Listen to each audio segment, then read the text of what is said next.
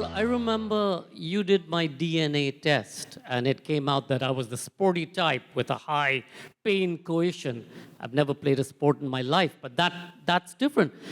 What's the whole thing about DNA, and how can it help us sort of see what the proclivity that we may have to a disease or to a possible future disease? First thing I'd like to say is that genes are our blueprint, but they're not our destiny. So I think all of us, so genes are nothing but protein makers, right? So fundamentally, as human beings, we have this thing about ownership, owning your house, your car, whatever. And I think we tend to think about our genes as something that we own. But actually, genes are common for humanity, and there's very little difference between human beings. So really, the genes we inherit come from our parents and ancestors, but what happens is they're really just our blueprint. So if you do bad stuff to your body or eat rubbish, you produce rubbish proteins, and they have flow-on effects. Yeah, so basically you actually have ability to affect what your genes do. I don't recall your gene test, Sanjoy, but I don't recall it saying you were athletic. Athletic, come on. It was some time ago. One of the fascinating things that I read in the book is about the scaredy cat gene that all of us have in us. So tell us a little bit about the scaredy cat gene that we've inherited. Yeah, I think one thing to think about modern human beings, or actually all human beings, is that everybody walked out of Africa was really maybe 200,000 to 100,000 years ago. So actually in the scheme of the time of the origins of the Earth, it's actually very small time frame. So actually, if you think those days, humans had a very, very small footprint. So we didn't have colonies all over the planet, but there were a lot more animals. And as you know, our human activities killed off a lot of other species. So life was much more dangerous. So actually, when people look at old fossils of humans, you see so many violent deaths at hands of predators. And these are the people who went out to hunt animals, who left the caves to go out. So naturally what happened is, over time, you see, if you were a scaredy cat, you're more likely to say, look, I'm going to stay in the cave. And whereas the brave I'll do the artwork on the brave ones said, look, I'll go and take on the tiger. And I guess less of the brave ones survived. So it just means that all of us have inner scaredy cat gene. And in some people, it's more pronounced than others, so it actually predisposes to people having more panic attacks or anxiety and things. But like I said, nothing is absolute in the sense that you can overcome them by understanding this. But the reason we have this gene, and it's why it's so easy for us to get anxious or startled by noises, is because they were all early warning systems. So in the parts of the brain, the locus coeruleus, places like that, what happened is they actually are the rustle in the bushes, which you immediately hear. And so even now, if somebody startles you, it's that ancient gene which is making you jump, even though there's not a saber-toothed cat behind you. And is there any way to sort of overcome that in your... I think absolutely, and I think with everything, that's part of what, even things being spoken in this festival about mindfulness, training the mind, meditation, positivity. So we know in medicine even, the power of positivity. For example, the placebo effect, right? So if we think about what was interesting is actually... Ted Kapchak at Harvard here, where they did a study on what they call the nocebo. So what they did is they put a third of people, so these were people with intractable headaches who had suffered from migraines or terrible headaches their entire life, and they put a third of them on the migraine medications, they had a third of them on acupuncture, and then a third of them on nothing. Or placebo, except that the people who were on the placebo were told they were on the real drug. And the people who were on the real drug weren't told what they were on. And what they found is that in 30% of people, that people who took the placebo, of course, got better. And actually, a significant proportion of those who took the real medication didn't get better if they thought they were on placebo. So really, the fact that our mind can actually control our body to the degree that it can alleviate symptoms means that, of course, you can overcome a lot of things. In fact, Rajiv's talk earlier today, I don't know where Rajiv is, I thought he was here, was primarily on that, in how you can use your mind to control everything. But one of the other more controversial and fascinating things that you talk about in your book, that in actuality, all of us are Africans. So how did the color change, and what happened when migration happened, and how did we all become different colors? Yeah, so we now can actually, before I start the actual theory of how it happened, I'll give you from my work on skin how we can actually prove it now. Like previously, when I wrote the book Skin, a Biography, which had this, obviously people don't like to think that everybody came out of Africa. But I'll tell you some recent research. See, all of us carry mites on our skin, right? And so we know that when we get breakouts, be it acne or rosacea, those are caused by mites. And it's actually typically not bacteria, but these mites actually are almost like a bus inside which your bacteria sit. So effectively, that's why sometimes antibiotics and things are effective for short periods, but not for long, because the mites are still there. But what is crazy about it is we are all about 43% uniquely human, genetically speaking. So what it means is the other 57% of our genes we share with other creatures. Dinosaurs and people, or no? I suppose not necessarily dinosaurs. I guess I haven't personally tested it or have enough genetic data on them to answer that scientifically.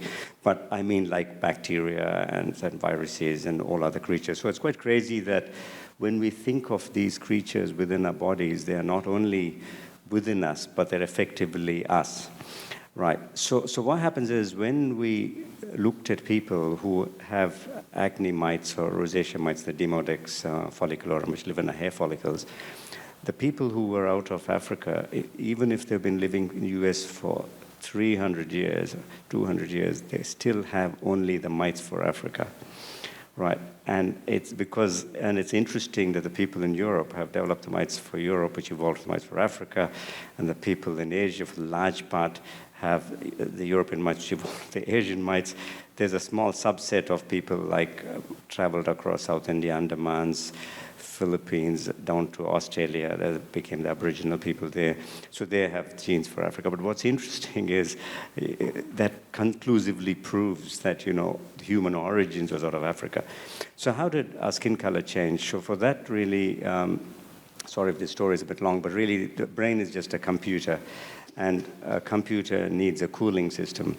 So what happens is, first change happened with our ancestors. The Homo erectus were the first creatures which started walking upright. And the brain is all about movement. So the more you move, the more your brain develops. So as the brain developed, the humans, or prehistoric humans, developed larger brains. When we developed larger brains, then we needed more of a cooling system. So we lost our fur. The reason we retained hair is we know from studies that if you have hair, you detect insects sitting on you better, right? So in other words, if you shave your hair, you're more likely to be bitten by a mozzie than if you had hairy legs. It's not a recipe for hair. A recipe for hairy legs or anything. So no bikini waxing. That's not a good thing. I suppose if you're worried about mozzies biting you there. Anyway, the reality was, so what happened was, so as people, then our skin colors darkened because to preserve folic acid.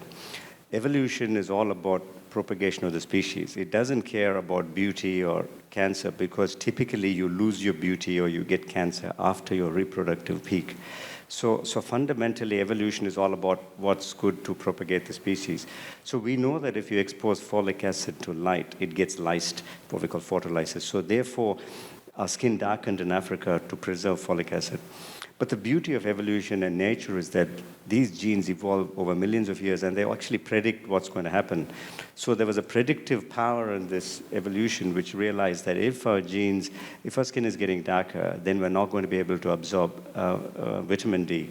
So actually Africans, therefore, very high level of pre-vitamin D, to the degree that, our colleague, Maxine Luxwald, Dutch colleague, they studied vitamin D, folic acid levels in Africa, and phenomenally high levels, which actually makes them natural athletes, right? And this is why, we see India with 1 billion people has got like one field medal, right, in the gold. And the reason is because, we're both of Indian descent originally, so I can say that the reason we suck at track and field is because we've got very poor vitamin D and we avoid the sun. So if you go around from Africa, when people migrated to Europe, the skin color lightened to absorb more vitamin D. And what you can see there is, when your skin color lightens to absorb vitamin D, people who were a little darker skinned, you develop rickets, which is vitamin D deficiency. So when you have rickets, obviously you get bent and stooped over, and you can see how feelings of racial superiority emerge because people thought they were weaker. And then what happened is it also makes you infertile. So over time, it got bred out, and you got the lighter skin populations. And you can actually show this, so it was basically a battle between folic acid and vitamin D.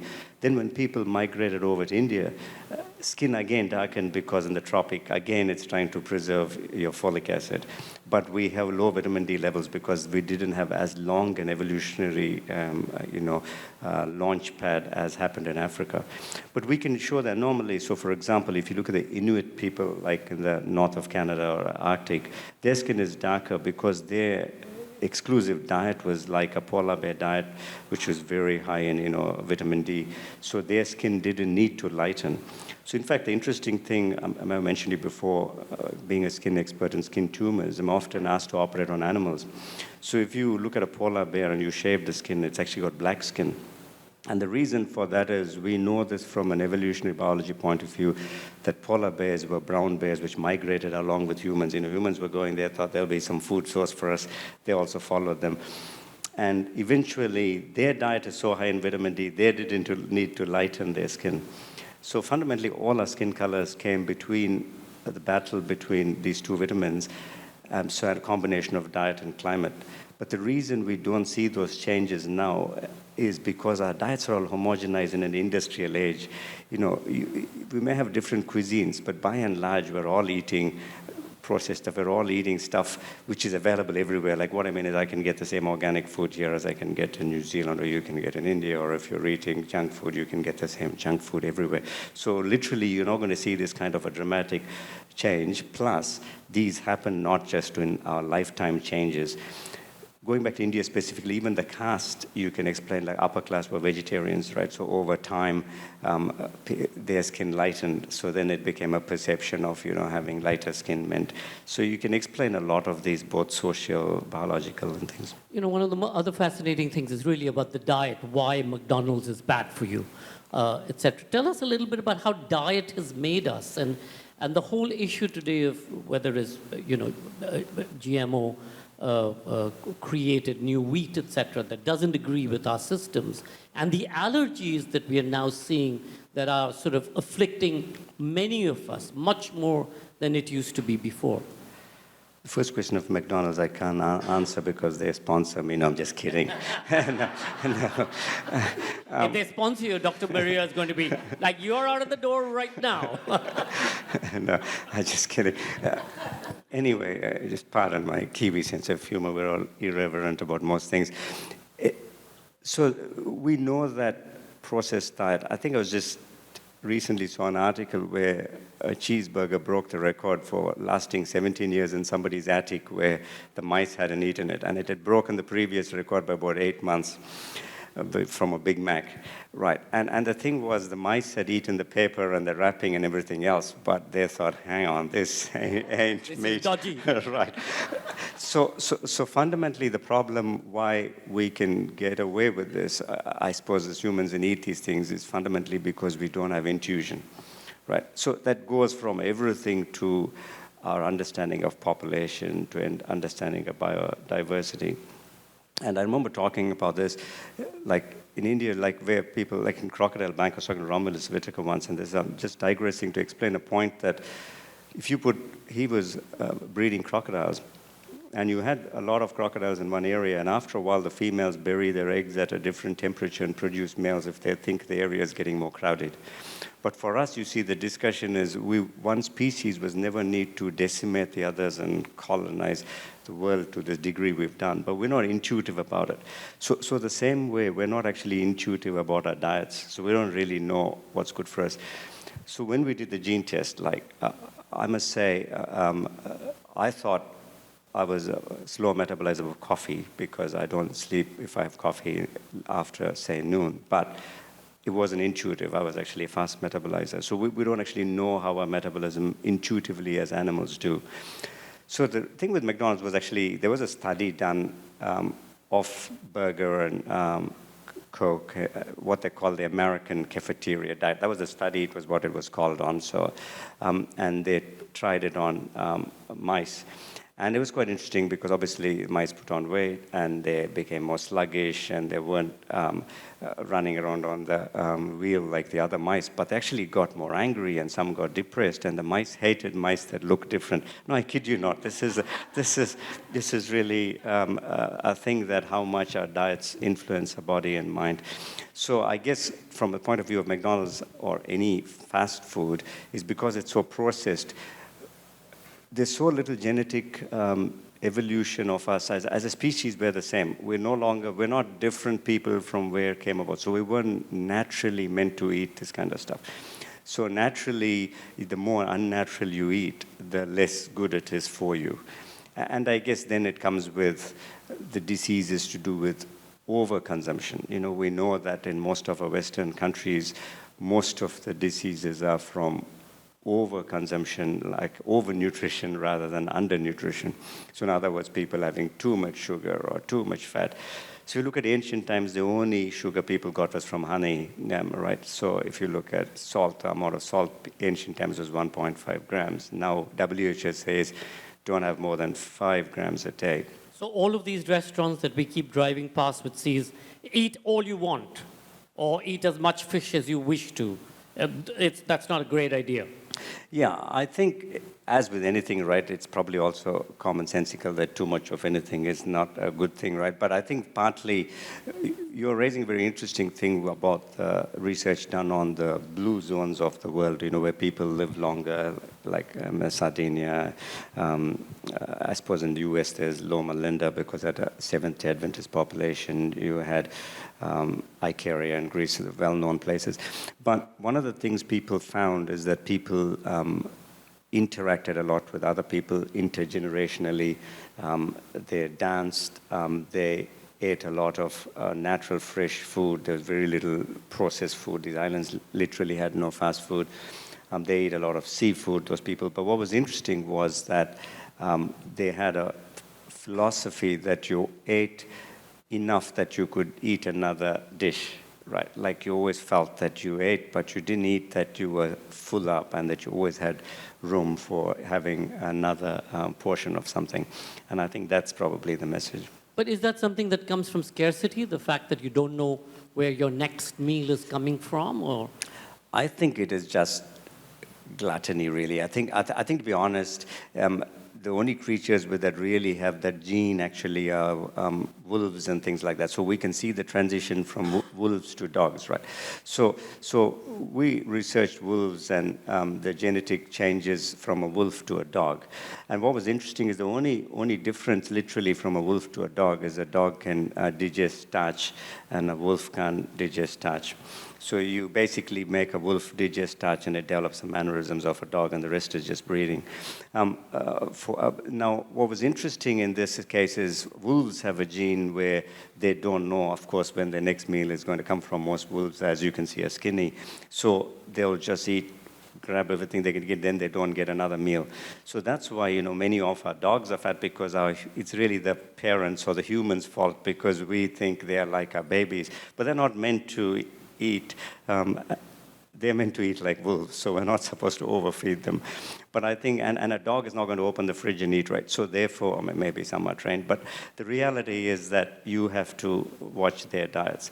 But for humans, I think it's just conditioned. We've just reached a thing where I can do this because I can, right? Why can't I have 20 cars because I can? You know what I mean? I think it's just a fact of, consumption. Because the other fascinating theory that you have is really about the couch potato. And it's not so much CNN and Fox News that's shrinking your brain, but it's really because you're sitting on the couch. Yeah, I think, like I said, the brain evolved for movement, and there is a really good parable, a story in biology of the sea squirt. So the sea squirt lives at the bottom of the sea, and it's basically crawling around on its tentacles till it finds a rock. It has two sort of life forms. It literally falls in love with a rock, looks at a few different rocks, chooses the best one, grabs hold of it, never lets go, and then because it's that part of its life, it becomes immobile from then onwards. It starts eating up its own brain. It digests its own brain. So I guess the moral of the story is if you stop moving and you're just going to find your rock and sit in front of the TV, or you may as well eat your brain. But no, but the truth is we know that. So for example, we know that the best studies, so we looked at, researchers also looked at what's the best treatment for conditions like dementia or Alzheimer's, which also affect movement, and Parkinson's and things like that. And what many studies have shown, people compared yoga, which you saw people doing just now, and Tai Chi, and also dancing. So one thing you look at the human brain is the human brain evolved for 3 types of movement. So one is locomotion, so moving your feet. One is grasping, it's a primitive reflex all babies have that's holding on to something. And orienting, which is balance. So any exercise which has all these 3 is the most stimulative for the brain. So what they found is yoga was very good in reducing, like a form of meditation, reduced your blood pressure, helped your general health and well-being. And Tai Chi, which came out of martial arts originally, helped your balance. So they were particularly good for that. But what was interesting is when they looked specifically at dementia, the best form of exercise they found actually beat these 2 was actually dancing the tango. Right, and the reason for that is because the tango is a walk literally, and you're holding on to somebody, so you're grasping, and then you balance it. It's got all the 3 forms. So really, it's just so important, the leg movement important. So which is why, walking, running, I suppose any exercise which involves leg movement is far better for you, because fundamentally, like I said, humans haven't evolved that far. So we originally became upright, and when we became upright, there were no cars. So what we walked, and that's where our genes evolved, and we developed larger brains. So Dr. Sharad Paul is prescribing dirty dancing for all of you every weekend. So come on. Dr. Paul, what's the secret of your skin? What do you mean, what's the secret of my skin? We both are mites mostly the same age, but how is it that your skin is so young? What is it that you do? Is this a sort of magic potion thingy? I suppose I don't know. I suppose it's probably more like I live like what I preach. I suppose it's in a way that I don't do anything to excess. I'm actually not fussy about what I eat, in the sense I don't go somewhere and say I'm not eating this or that. But I think it's just being intuitive about what you know is good for your body. So for example, as many people of Asian descent, after you're an adult, most of us become lactose intolerant. So this is an interesting thing. What happened is because farming of dairy came out of the Middle East and then went into Europe. Asia was mostly hunter-gatherers. It actually came much later. So we know that there was a big famine in Europe 15,000 years ago. And really before that, people had never even tried drinking milk because it was not natural for somebody to go and drink milk of another species.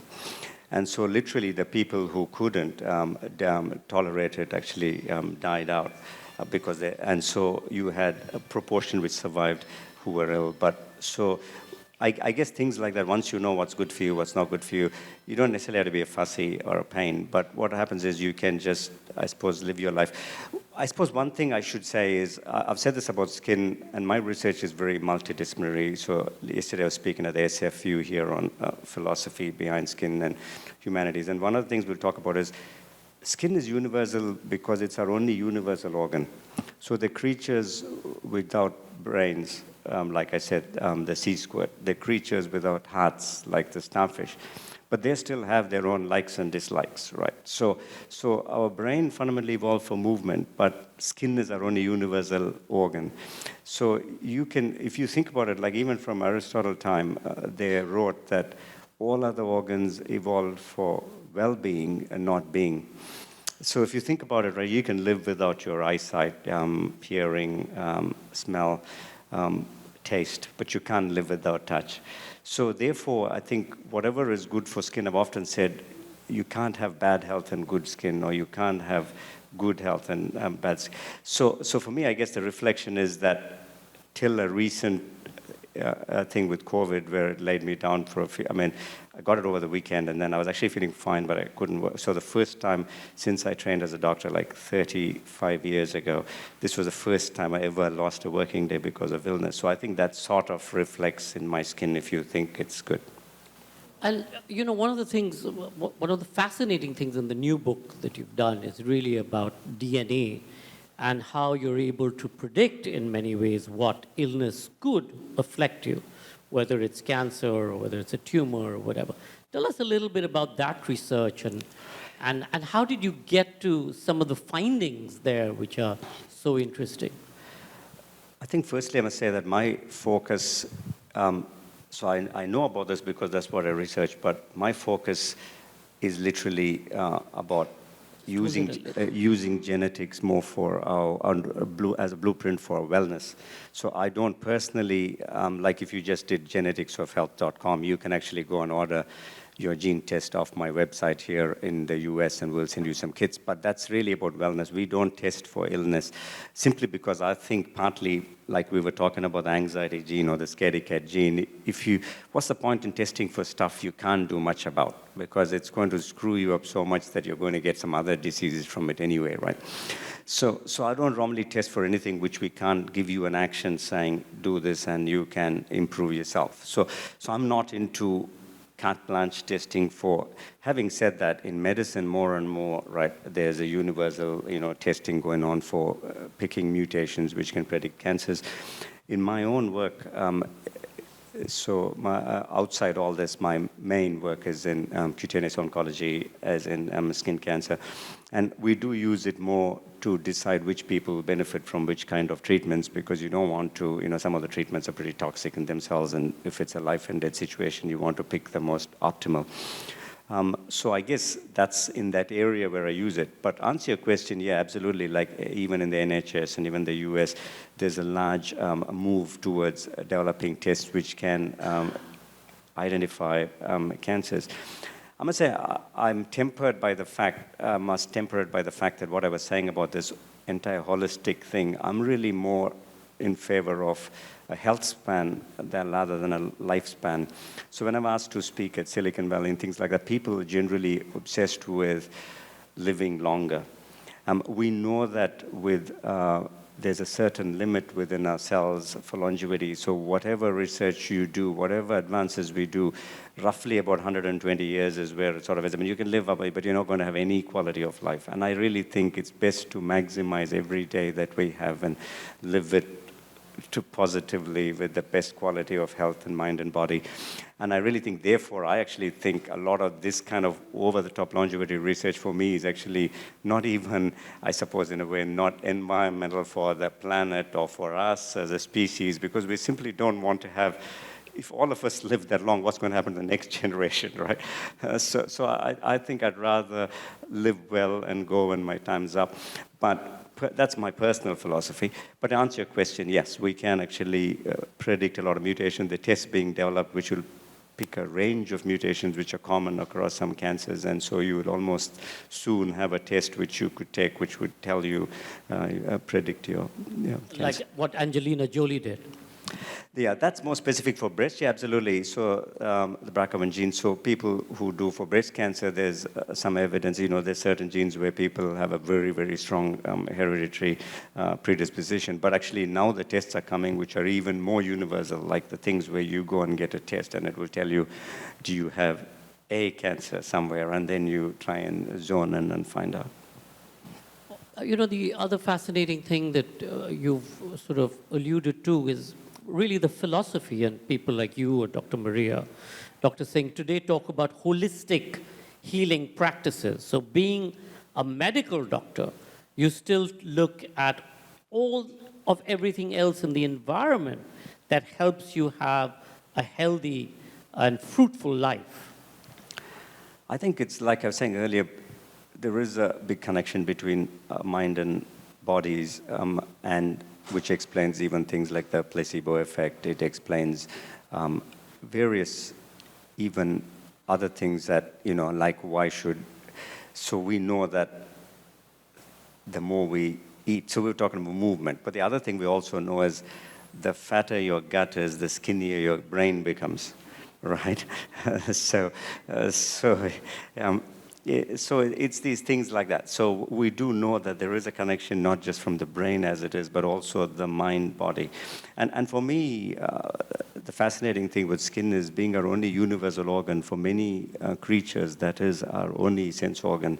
So a lot of these genes are actually contained in skin, go all the way across evolution. So actually I find in my work on skin, we actually find that we have a lot of, there's a skin-brain connection, so which is why we know that if you are anxious or if you've got stress, then your skin deteriorates, or if you find that suddenly you're under emotional stress. Other interest in mine was the commonality between chronic injury, inflammation, stress, and aging. And what we know at a cellular level, even though, even if you don't have to research aging, we know at a cellular level that the changes, the NRF pathway, the antioxidants, which the reactive oxygen species, which are produced, are common. So in other words, you can sometimes diagnose people just because suddenly they've aged or their skin is looking bad, and you think, what else is going on? There is not a skin condition. Actually, I had a patient not that long ago. He always comes to me and he says that, I saved his life, and he says that I saw him like 10 years ago, and I said to him, look, you could tell that he had suddenly aged, and nothing had changed in his lifestyle. It's not that he was suddenly out in the sun a lot or anything like that. And so I said to him, look, I'm only here. He was only there to see me for skin, but I was literally like, have you had a check for everything else? Do you have anything else going on? And he was like, no, I've had everything is fine. Then I said, the only thing I could think of being a man was, did you have your prostate checked? And he was like, why a prostate check? And so anyway, he went and saw his GP, and he actually had prostate cancer, which was cured. He always comes back to me and says, you just looked at my skin and you said, and I said, look, it was just that you can tell that sometimes when you see enough skin or you see the same people again, you can tell that something's not right. Tell us a little bit more about the skinny gut or skinny brain and larger gut. I guess it's just a metabolome thing in the body. We know that, so one way of looking at things which happen in a body is understanding the metabolome, which means the overall metabolism and the different chemicals and proteins and various things we produce across defines a metabolome. And then what we found recently is we are so more conscious of developing bodies over our minds, that the muscle and those metabolomes in our humans have evolved 4 times compared to the brain is only half that. But we also know that inflammatory foods, which make us also gain weight, especially high sugar. So sugar is particularly bad because it's processed sugar, especially now. And what we find is we're just consuming far too much sugar. And of course, see, if you think about it, the cells need glucose, including skin cells. But glucose isn't the sugar we need because we can produce it from a diet. So you eat protein, your cells will convert them into glucose. You eat fats, they will convert them. So you actually don't need to consume glucose for it to become glucose, right? But if you actually eating sugar, then it is going straight. So then it needs to be worked off. But what's in the brain that makes you want to have sugar? Yeah. Yesterday, Makaran, we took out a slice of bread and he said, this bread, this bread we bought in the supermarket, was really sweet. Yeah. Why is it that everything is so sugary? So that is to do with the dopamine receptors, and we know that there's the pleasure particle in us, and we do know that over time, it's also partly a conditioned thing as well. Like, it's like in a lot of things, you don't have a taste for it when you're a child. So if a child was never given sweet stuff and a child never was told, this is great, have this, right? And you actually find that people haven't developed a taste for it. So it's not actually something which is intuitive to us, but it's more conditioned. It's like a lot of things in life. I suppose even, men drinking beer or whatever, I don't know, as a child you probably didn't like it, and then you reach a certain age, and because it's the cool thing to do, you're sitting with your friends, you're having it, so you develop an acquired taste for it. And it's just like that for sugar. Sugar has become a celebration. Like in India, we have far too much sugar, right? And the other thing is with a vitamin D deficiency, like I said, in Asian populations, it predisposes you to a higher rate of diabetes anyway, because when you have low vitamin D is just a calcium regulator. So on a side topic, what happens is it creates your intracellular calcium, which increases the risk of heart disease and diabetes. So one of the other reasons you see such an epidemic in subcontinental populations, because fundamentally you're eating too much sugar and not moving enough. The other thing that Dr. Maria said yesterday evening was, the sun is your friend, and there is nothing like not getting enough sun and its impact on the skin and the body. I suppose I would have to disagree slightly in the sense that while sun is good for us from a point of view of, we get a vitamin D and things like that, there are two parts to it. Like the biggest cause of aging is also photoaging, right? So most patients who come to me don't want to look older, right? And so we know that in studies, so again, it depends on your racial type and how fundamentally, inherently dark you are. And also it depends on where you live on the planet. So if you live in Australia, New Zealand, for example, we have the highest skin cancer rate in the world. Right, and because our UV is so high, we're close to Antarctica. So the funny thing is, both the poles, because the Earth has a tilt, actually have high UV, but North Pole, because it's Arctic Ocean, it absorbs it. South, which is Antarctica, the sheets reflect it back into the... So what happens is our UV index, and also we're relatively unpolluted. So our UV index in summer, the scale was originally made from 0 to 10. We would have like 17 and 18, and you go in our sun, and literally a fair-skinned person, we measure burn times. If you're blonde or redheaded, in 6 minutes you would literally fry in our summer, right? You can forget about it. You get blisters, you peel. If I showed you some of the pictures of it, you might, oh my God, this is in my friend. But I think there are parts of the world where absolutely it's a lot more polluted, you get more filtering. So I think as with anything, like I was saying earlier, a little bit of everything is good, but too much of everything is probably not good. What's your next sort of focus in your research? And then we'll open it up for questions. Yeah, so next focus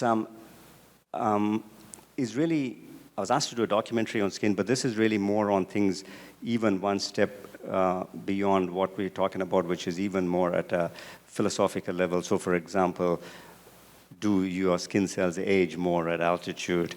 All that kind of stuff, and the link between, physics, biology, philosophy, and skin. And of course, it combines these kind of things. Actually, I just see they've put up a slide there of my book, and there's a barcode, the QR code there. If anybody wants to scan it, that will give you, if you want to keep in touch with me, they'll keep in touch with the research and things I do. And if you want to, feel free. If you want to organize the gene test for yourself, you can just do geneticsofhealth.com as well. But yeah, it's open to questions, so feel free to ask any questions now. Questions from the house? Anybody? Oh, Dr. Singh. Rishi, Dr. Singh. So the question, and I don't know if you've studied it, is the ancient old theory of the Aryan invasion of India and how they suppressed the local population, the Dravidians, and then the connection, of course, in the Aboriginal areas, the small islands further down south. Would you have any genetic insight on it? Purely from a skin point of view, yes, and not from anthropology. But what I can say is, yeah, absolutely. Studying the genes of India, we actually see the original people out of Africa actually migrated right across. So we not only, most of them were totally suppressed, but in India, there were still some remnants, like in Tamil Nadu and places like that. And then in Andaman, Nicobar Islands, the same people then migrated across. We can see the genetic lineage into Philippines, where they were called the Negritos, and then it went all the way to the Australian Aborigines. So in fact, you see certain links in the language and the terminology as well. So for example, even a lot of the Pacific Island, close to Australia and things, the mana is respect as manam and Tamil. And so a lot of the word origins and the language origins came. But we can also see that India largely then became a mix. So we can see in people that, so we're like Indo-Europeans with a bit of Dravidian mix. But you're right, that because of that, a large part of it ended up more of the Indo-Europeans in the north and a little bit of a mix in the middle. Yeah. Go ahead. So the question, if I may take it a little deeper, is if originally the Africans, probably they were the same continent, were in the south or across the peninsula, and then you had a migration of other people, the same people coming through different lands, coming back to the subcontinent. How does that reflect? Because how would you know the genetic? And that's... Yeah, so the time frame is quite different. So the original migration out of Africa, like I said, the grand migration out of Africa happened about 100,000 years ago. But when people reached Australia, it was like 50,000 years ago. So the Aborigines in Australia are much older than other settled. So the same kind of thing, so they reached that through. So the original touching point at South India and Andaman and all that was, we're looking at even before that 50,000 year mark. But the next migration, when people were in Europe, it took some time. Like I said, the skin colors lightened. These all didn't happen over time.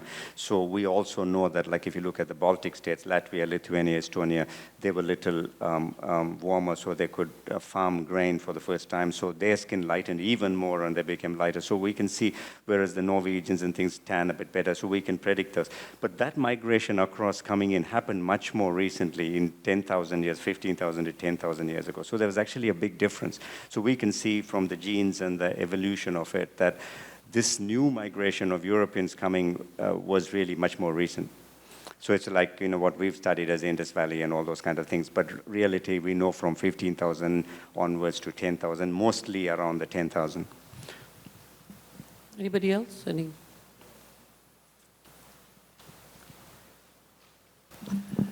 Okay, you were saying about vitamin D. Yes. If your skin is darker, you don't absorb as much vitamin D? Yes, but what I was saying is that there's an exception that people of African descent have actually good vitamin D levels simply because of evolutionary biology. As the original people of all humanity, evolution created good pre-vitamin D levels in them, right? Which is what I was saying earlier, that why African descent people are generally better athletes. So because that gives you bone strength and things like that. So typically speaking otherwise, the darker you are, the less you will absorb vitamin D.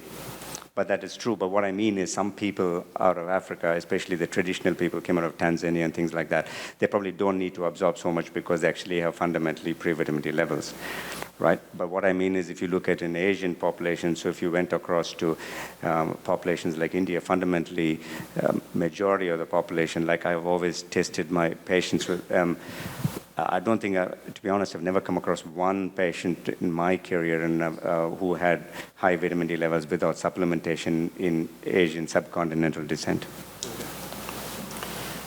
One last question. What's the melanin connection? Yeah, so melanin is fundamentally an antioxidant. Right. So this is something, when you ask me what's my latest research, it's actually to do with this connection between our pigment cells. So melanin is, at a simplistic level, all of us have the same amount of melanin. It's arranged differently within our cells, and that makes us with different degrees of skin color. But melanin at its fundamental origins is an antioxidant. So melanin is, the reaction for melanin is 2H2O. It splits water into 2H2 plus O2, which is the same as the chlorophyll reaction in plants, Right.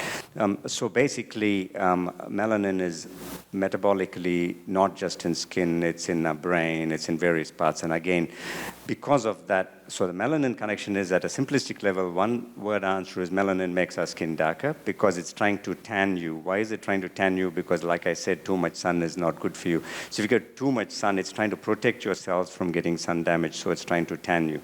And some people inherently can tan better. But at another level, melanin within a metabolism about this water splitting, like I said, the reason our brain, probably didn't say it here, but the reason our brain are all twisted into gyri and salsa is really because, not because it just couldn't fit in our skull, but it's because it needs to be in contact with the water. And that's the reason, if we didn't have melanin and ATP production, the same oxidative phosphorylation like plants do, and the reason we drink water is to give us a reservoir of hydrogen. If we didn't have melanin and this ATP, we would actually have to eat like 170 kgs of food a day. Wow. Yeah. Well, thank you, Dr. Paul. Thank you for coming out from New Zealand for this conversation. Thank you so much. He will be signing books, and the books are available, I think, out there. You can pick them up. And remember, keep moving. Some dirty dancing every weekend. Otherwise, go to the theater. That's always a good thing. And no sitting around and eating up your brain. Thank you all so much. Thank you, Sanjoy. Dr. Thank you Sharad very Paul. much.